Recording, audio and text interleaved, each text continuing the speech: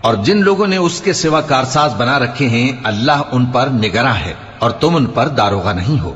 اور اسی طرح ہم نے تمہارے پاس قرآن عربی بھیجا ہے تاکہ تم اس مرکزی شہر یعنی مکے کے رہنے والوں کو اور جو لوگ اس کے ارد گرد رہتے ہیں ان کو خبردار کرو، اور انہیں قیامت کے دن کا بھی جس میں کچھ شک نہیں خوف دلاؤ۔ اس روز ایک فریق بہشت میں جائے گا اور ایک فریق دوزخ میں، اور اگر اللہ چاہتا تو ان کو یعنی تمام انسانوں کو ایک ہی جماعت کر دیتا، لیکن وہ جس کو چاہتا ہے اپنی رحمت میں داخل کر لیتا ہے، اور ظالموں کا نہ کوئی یار ہوگا اور نہ کوئی مددگار۔